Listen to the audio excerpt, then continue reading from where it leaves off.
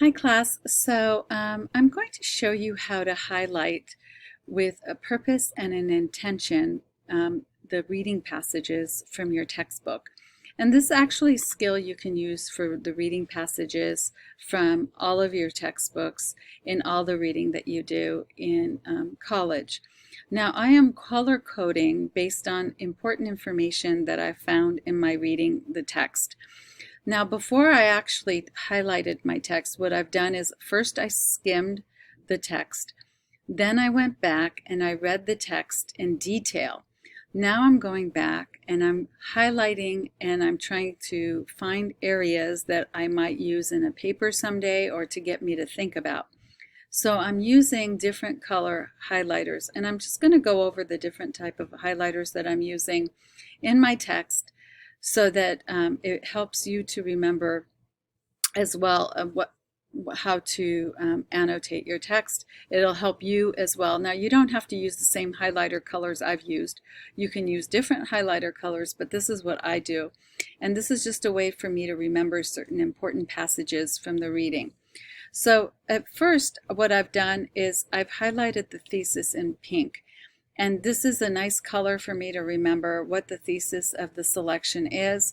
And then I can always go back and check what the author used as examples to support the thesis. And it reminds me to go back and look at what the point the author is making about the reading selection.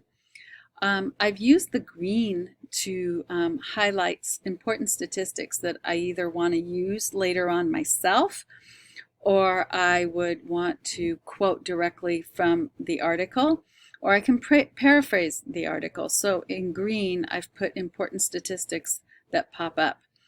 Now the yellow I use for important areas of discussion that I want to elaborate on and discuss myself, either take my own position or my own stand, or have the authors quote the author to support my ideas. So then I would use the yellow for that. That is what I would do.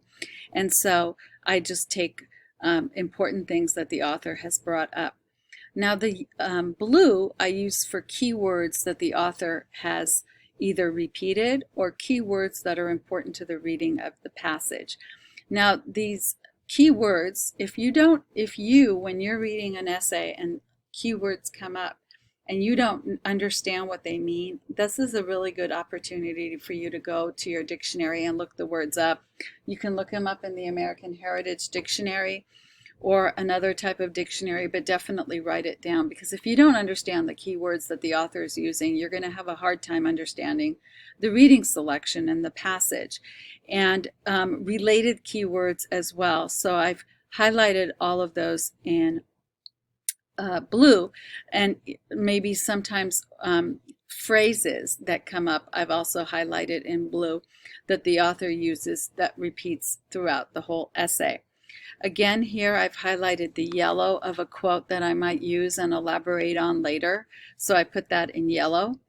In purple, I highlighted examples the author used to support the thesis of the paper, which is really important. I actually may use this to think about, or I may actually quote the author here, so I put that in purple. Any place in the essay where the author goes back to the thesis, I put back in purple, I'm sorry, in pink, to remind me that this is an elaboration of the thesis. So I put that in pink because the author has elaborated the thesis here. And then again, the blue comes up with repeated keywords. And repeated keywords, if you see a lot of them in an essay, that means that the author wants you to remember something really important about what those words mean. So it's really important for you as a reader to look at those keywords and to take note of them, as well as when you're writing your essay, that you should have some important keywords when you're writing to repeat important ideas that you want your readers to know when you're writing an essay too. So reading helps you write better because you can see what other authors do to help give you an idea of what you should be doing. So further down here in red, I put ideas, names of people that come up.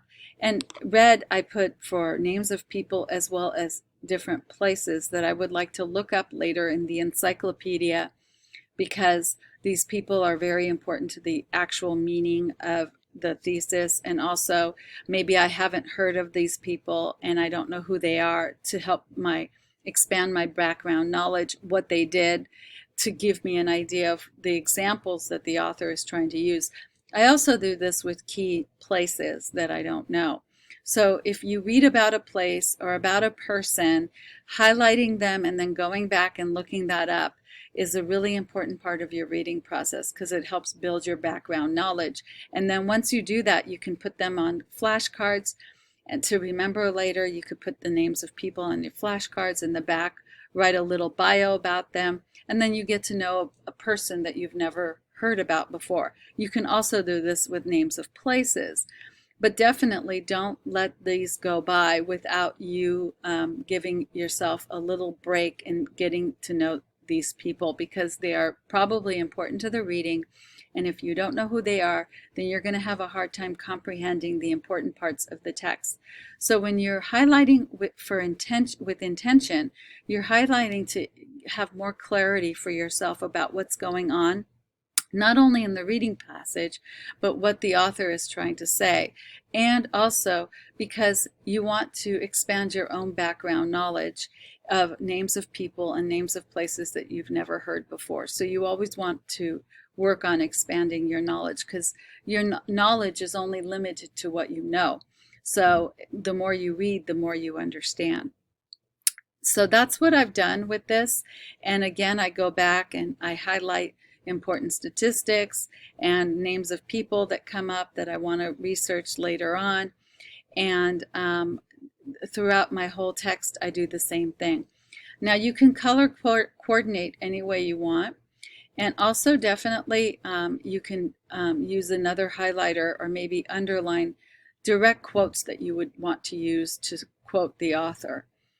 At the end of this reading passage, there's some cartoons. These cartoons are important to maybe what the author is talking about, but definitely you can use pictures from your readings as long as you give the author a citation, and you can use those pictures to support your ideas too. So here's some nice cartoons that I might want to use later on myself in an essay to support my ideas.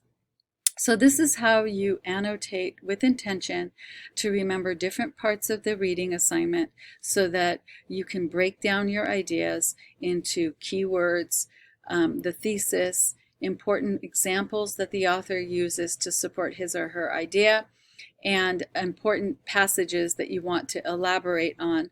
You can, and then people that you want to research and get to know of.